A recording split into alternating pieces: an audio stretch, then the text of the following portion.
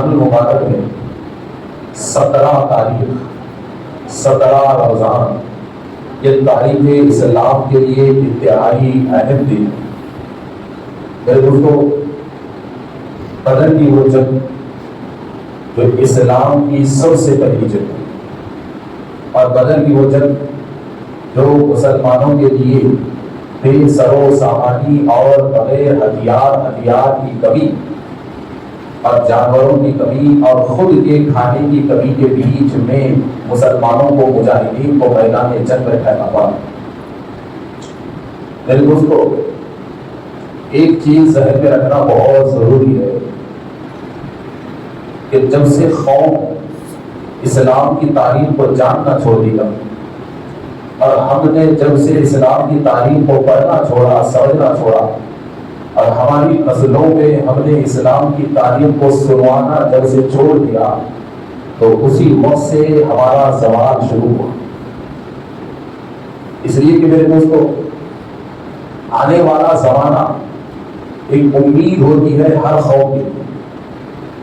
اور ہر انسان ایک امید سے ہی جیتا ہے کہ کل مجھے یہ کرنا ہے، پرسوں مجھے وہ کرنا ہے، آنے والے سال میں ایسا کروں گا، آنے والے سال تک میں اتنی دور چلا جاؤں گا۔ تو آنے والا زمانہ ہر قوم کے لیے ایک امید ہوتی ہے، اور گزرا ہوا دور قوم کے لیے تجربہ ہوتا ہے۔ تو ہم امید کو پکڑ کے بیٹھے ہوئے ہیں، تجربے کو چھوڑ دیے، اور آج مسلمانوں میں تجربے کی بہت کمی ہے، اور وہ تجربہ ہمیں اب کے دور میں نہیں ملتا، بلکہ وہ تجربہ ہماری پچھلی تاریخ میں رکھا ہوا ہے۔ حالات سے مقابلہ کا وقت ہمارے سامنے ہے، بگڑے ہوئے حالات ہمارے سامنے ہیں، ظلم و ستم آج ہمارے سامنے ہے، ڈرانا اور دھمکانا آج ہمارے سامنے ہے،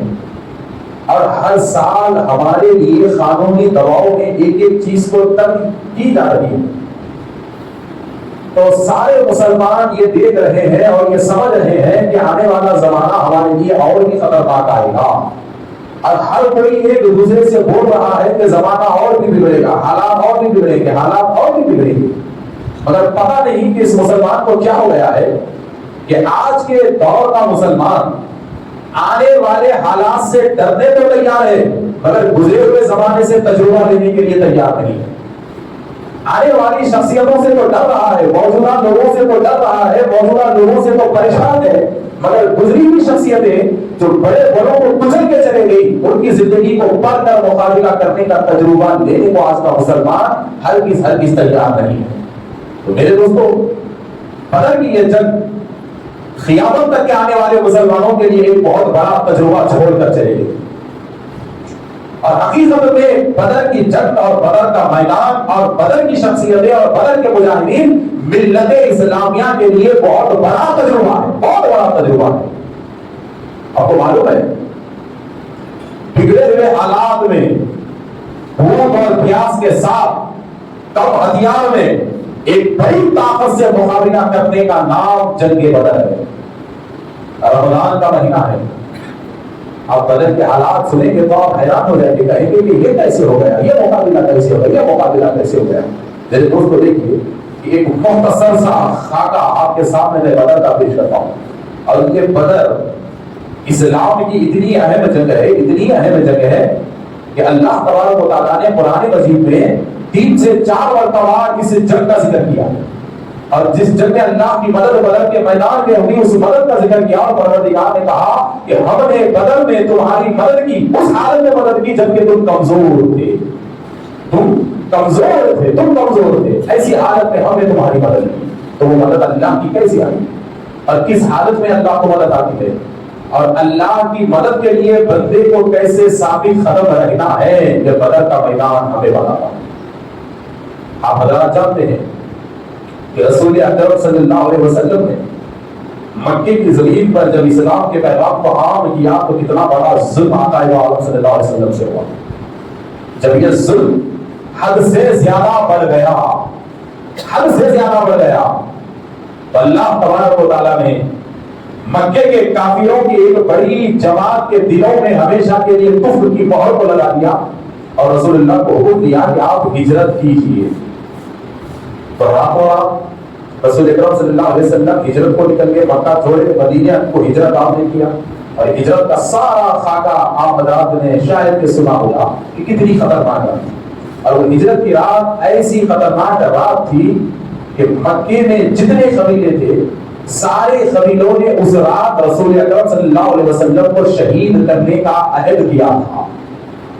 عہد کیا تھا، اور ہر کوئی رسول اکرم صلی اللہ علیہ وسلم پہ حملہ کرنا چاہتا تھا. اس رات ایک دوسرے سے وہ قسمیں کھا چکے تھے.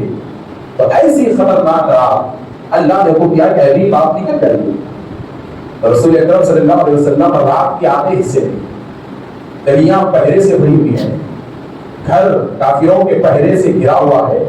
اور میرے نبی ان کے سامنے سے نکل رہے اور رسول اللہ انہیں نظر نہیں آ رہے. آقائے عالم صلی اللہ علیہ وسلم انہیں نظر رہے نکل گئے، مدینہ منورہ پہنچے، مدینہ میں شاندار استقبال ہوا،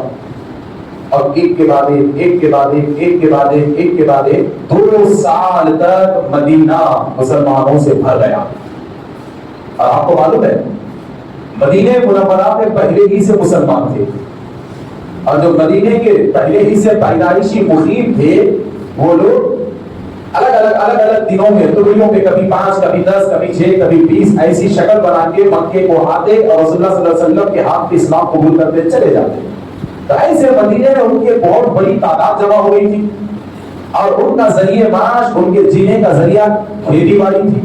اور وہ بڑے مشہور کسان تھے جو مدینے میں پہلے ہی سے صحابہ کی جماعت تھی جنہیں انصار کہا جاتا ہے. ایسی جماعت جو مدینے میں پہلے ہی سے مقیم ہو ان صحابہ کی جماعت کو جماعت انصار کہا جاتا ہے. اور جو مکہ چھوڑ کے مدینے کو آئے انہیں مہاجر کہا جاتا ہے. تو جب رسول اللہ صلی اللہ علیہ وسلم ہجرت کر کے مکے سے مدینہ آئے، ساتھ میں سیدنا ابوبکر صدیق رضی اللہ تعالیٰ عنہ. اب اس کے بعد مسلسل 1 سال تک ہجرت کر کے لوگ مدینے میں آئے، مدینہ بھر گیا ایک دوسرے سے. ہاں اب ایسی حالت میں کہ گھر چھوڑ گیا، دولت چھوڑ گئی، کاروبار چھوڑ گیا، زمینیں چھوڑ گئے، جانور چھوڑ گئے، ہر چیز چھوٹ گئی. اور جو ہجرت کر کے مدینہ آئے سوائے جھاڑوں کے نیچے سونے کے انہیں اور بھی کوئی راستہ نہیں ہے. مگر یہاں اللہ کے رسول نے سب سے پہلا پیغام مکے میں ہجرت کرنے کے بعد صلہ رحمی، رحم دلی، ایک دوسرے کے دکھ اور درد کو سمجھنے کی تعلیم دی. جب ہجرت کر کے آئے تھے نا ان کے پاس گھر نہیں تھا، بیویاں بھی نہیں آئی تھی، کچھ کے بچے بھی نہیں آئے تھے، اور کچھ کے باپ مکے میں رہ گئے تھے تو بیٹے اسلام قبول کر کے آ گئے تھے. اور حالت ایسی تھی کہ چبوتروں پہ وہ زندگی گزار رہے تھے، جھاڑوں کے نیچے وہ زندگی گزار رہے تھے، جھوپڑیاں ڈال کر وہ لوگ تھے. تو ایسے وقت میں اللہ تبارک و تعالیٰ نے مہاجرین کی جماعت کو جمع کیا، انصار کی جماعت کو جمع کیا. اور انصار جو پہلے ہی سے مدینے میں مقیم تھے، پہلے ہی سے مدینے میں مقیم تھے، پہلے ہی سے وہ دولت اور پیسے سے مضبوط تھے، کھیتی اور باڑی سے وہ مضبوط تھے، اناج اور دانا ان کے پاس تھا، روپیہ اور پیسہ ان کے پاس تھا. اور یہ مہاجر جو اپنا سب کچھ قربان کر کے مدینے میں آئے تھے ان کے پاس کچھ نہیں تھا، اور یہ محتاج تھے انصار کی مدد کے، انصار کی مہمان نوازی کے. مگر رسول اکرم صلی اللہ علیہ وسلم نے مدینے میں قیامت تک کے لیے مسلمانوں میں صلہ رحمی، ایک دوسرے کا دکھ اور درد سمجھنے کا پیغام کیسے بلند کیا. ذرا دیکھیے کہ میرے نبی انصار کی جماعت سے مخاطب ہو کے کہتے ہیں کہ اے جماعت انصار، تمہارے سامنے جو مہاجر بھائی ٹھہرے ہوئے ہیں تو اسلام کے خاطر انہوں نے اپنا گھر بار، اپنی دولت اور اپنے خاندان کو چھوڑ کر آج مدینے میں آئے ہوئے ہیں. آج ان کے پاس سوائے جسم کے کپڑے کے اور کوئی چیز نہیں ہے، اور اللہ نے مدینے میں تمہیں بہت کچھ نوازا ہے. لہذا آج میں انصار صحابہ اور مہاجر صحابہ میں بھائی بھائی کے رشتے کا اعلان کرتا ہوں. تم آپس میں ایک دوسرے کے بھائی بھائی ہو، اور تم میں جو بھی بھائی پسند ہو اسے لے جاؤ. تو یہ دنیا کا پہلا ایمانی رشتے کا اعلان، تو اس پہ عمل کتنا بڑا ہوا. اور آج ہماری حالت یہ ہے کہ مکے کے مقیم انصار صحابہ نے جب دیکھا کہ رسول اللہ اعلان کرتے ہیں کہ انصار اور مہاجر بھائی بھائی ہیں، اور حقیقت میں مہاجرین کے پاس کچھ نہیں ہے، تو صفوں سے ایک ایک مہاجر، ایک ایک انصاری صحابی نکلتے ہیں، ایک ایک مہاجر صحابی کا ہاتھ پکڑ کے کہتے ہیں یا رسول اللہ یہ میرے بھائی ہیں، یہ میرے بھائی ہیں، یہ میرے بھائی ہیں. سالوں کا رشتہ بن گیا. کچھ دیر پہلے اکیلے تھے، دولت نہیں تھی، جانور نہیں تھا، زمین نہیں تھا. رسول اللہ کے اعلان کا اتنا کام ہو گیا کہ مکے میں ان کو بھائی مل گیا. ایسے بھائی نہیں ملا. میرے نبی نے اسلام کے صلہ رحمی کی اتنی مضبوط بنیاد ہجرت کے پہلے سال رسول اللہ نے رکھی تھی کہ انہوں نے ہاتھ پکڑ کے صرف مہاجر کو بھائی نہیں کہا، بلکہ اگر کسی کے 2 گھر تھے تو ایک گھر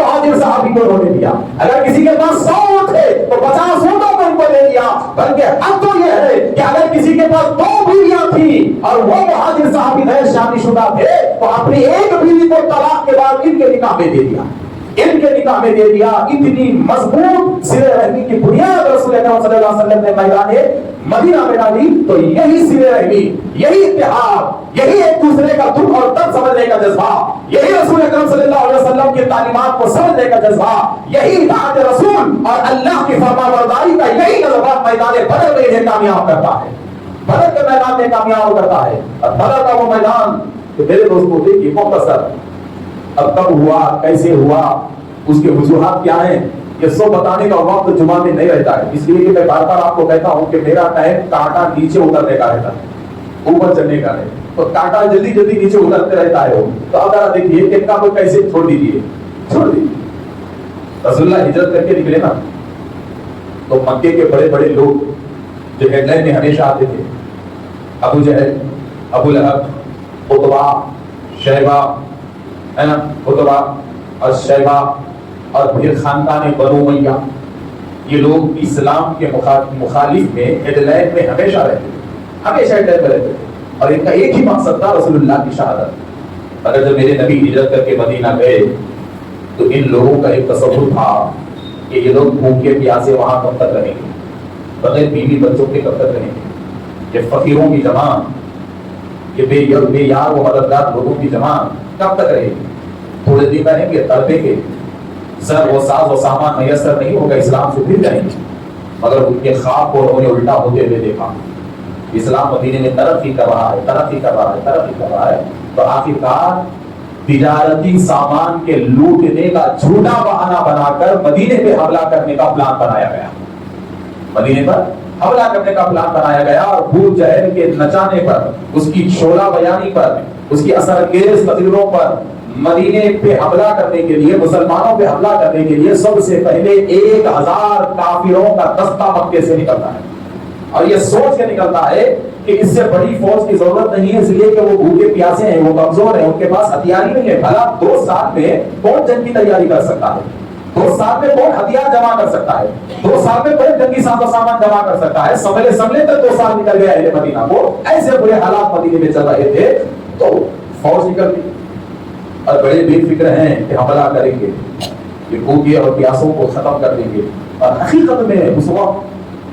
یہودیوں کی طرف سے بڑے خطرناک مسائل اہل مدینہ پہ چل رہے تھے، ان کے سامانوں کو لوٹنا، سامانوں کا چوری کروانا، جانوروں کا چوری کروانا، ایسے بڑے خطرناک حالات مسلمانوں پہ چل رہے تھے پیچھے کے دروازے سے،